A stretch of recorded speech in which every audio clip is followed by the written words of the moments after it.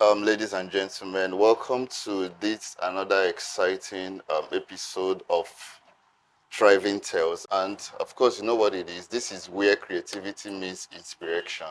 And I hope you watched last episode. In case you missed it, you can go back to the previous video so that you will see how those conversations go.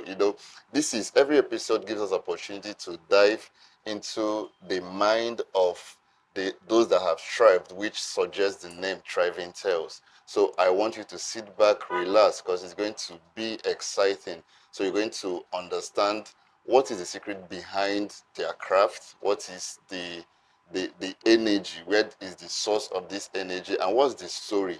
Yeah, most times we look at the big picture and we leave out what truly works. So get ready for us to take you through that journey to really see what works and what doesn't work. So this on this episode, I have a brother, a friend I've known for so many years. I've known him since secondary school days, so use your head to do the math. Even before I came to Benin City, and he's someone I love so much, someone I have seen grow from one stage to another, someone that we were all in the bachelorhoods, and we did all the bachelor things, and we are now in the responsibility role that has to do with family, having a loving wife and children. Please, ladies and gentlemen, help me make welcome my brother, my friend, one of the best in the game. Celebrate with me, Mr. Godson. Thank you so much, brother, for coming. It's a long time coming. Yes, bro. Thank you for having me here. Thank You so much. Thank you. Yeah, it's good that we are doing this today. I remember several years ago, when we were still back then in secondary school, that we used to talk about all this, talk about the future, talk about what we expect. And today we are here, and we are now telling the upcoming ones our stories. It wants to kind of get me emotional because I remember one of those days in camp. Church camp per se, in Port Harcourt, and we're talking about the craft. We're talking about the entertainment, how entertainment need to shift from norm, what it used to be. And today we are here, and some of those things we want to look at all those things. So in a short while, can you take us through your journey? How you're able to navigate through this being from who you are, because you have been consistent. Even those that many people don't know, but you have been there. So can you tell us a little about those journeys? Well, once again, thank you for having me. And like you said, it's a long time coming. I've known each other for a while. For those that don't know, that don't still know, my name is Godson. I'm a comedian of the Federal Republic, and I've been doing this for almost 20 years now. Since 2003, 2004, we have been doing this. Like you earlier said, you have known me since day zero. when we started way back from church, days, from there, church camp. When people always say we started from the church, somebody was asking me some time ago, like, why is everybody always starting from the church? See, that is the foundation. Both for the secular and for the church arts as well. That is the foundation for everybody. That was the only free platform anybody can go showcase, their talent.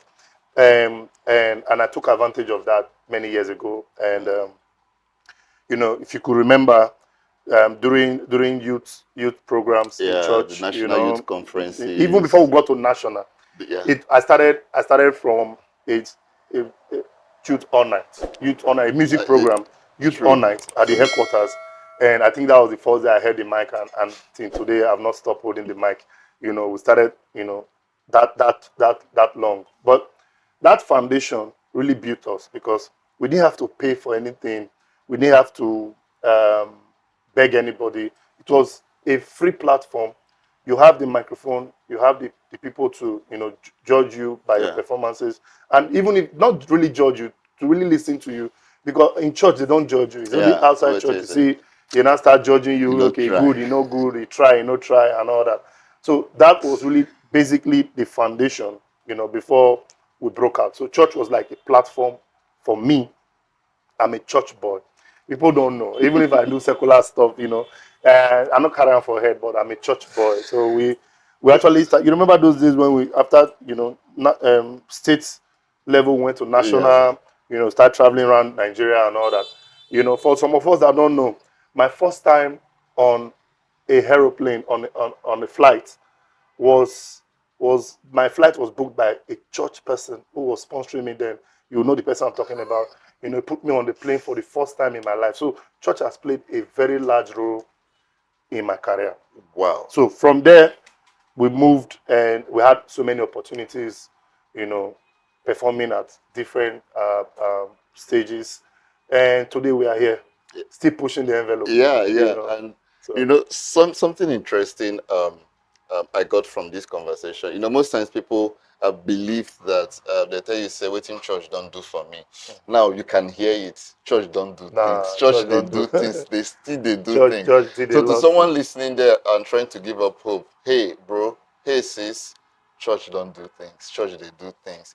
So my brother, it is a thing of joy, a kind of mixed emotion that we are here today talking about the journey, talking about the striving, talking about the stories. And I want to ask you a question. Now, looking back, which area will you say it's what some memorable stuff that you could look back and say, I think this is it. Okay, let me dive back to when you said church. Actually, my first big gig or my first big event outside the country was from church. Even Also, if church. even if it wasn't churchy, but I met the person. Maybe you know the person, Dan. Yeah, Dan, yeah, I know. he lives abroad now. Dan saw me performing in church in Lagos, and and to quickly say this before I forget, church bought me my first television set and my first video, whatever, then in school. Because, when people say church, like I said, it's a free platform for you Yeah. not to be judged, you know. And I got that big break. And I think up to today, I still look at that as one of the most memorable because now the industry is porous. Everybody is doing comedy. Yes, it's good. Everybody's coming into it, but it's not an open fit for everybody. Then it was like you must survival of the fittest. Okay. You must show yourself approved. Yeah. You know, you must come out unique because then we're not that much. I can remember then I when I started, I used to have a mentor, Godfather the comedian. I used to follow him, Yeah, I all over. remember I Godson, stayed, I stayed, Godson, I stayed with Godfather him for a thing. while. We used to perform everywhere. Benin, Hexagon, any platform, Uniben. Then school was the center feed for everybody. School shows and Port Harcourt, Bayelsa, everywhere. So you have to show yourself approved. If you are holding the microphone, you need to show that you could perform. Now we have a lot of comedians. Okay, a lot of comedians, stroke skit makers. I know that's not a conversation for today. That think they are comedians. That's why you see some comedians still stick with their stand-up comedy. You know, because a stand-up comedian is a stand-up comedian. I was in Lagos recently, and we're discussing. I was discussing with a colleague.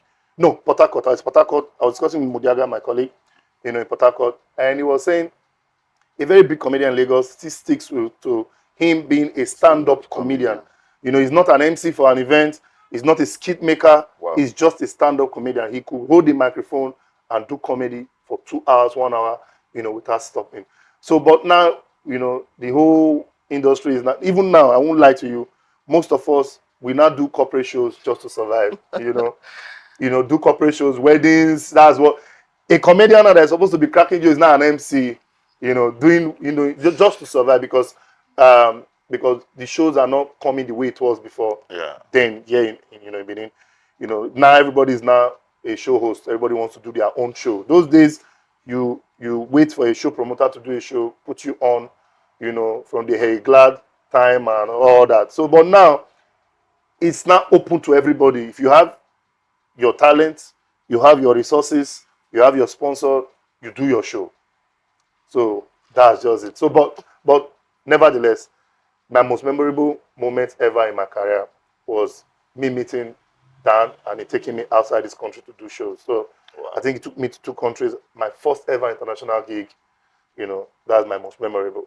I didn't lobby it. He saw me performing and like, okay, young man, let's do this. And I think that was my most memorable. Well, well, Yeah. somehow you dived into the second question, and I'm just going to emphasize it a little bit. I was going to ask you what really changed between then and now. Now that the new wave of social media has played a major role, and you have a large extent answered that. But I will just deviate a bit to now ask what will you say is the unexpected that happened within then and now that you could look at and say, okay, we didn't prepare for this, so this happened and this disrupted it. Social media.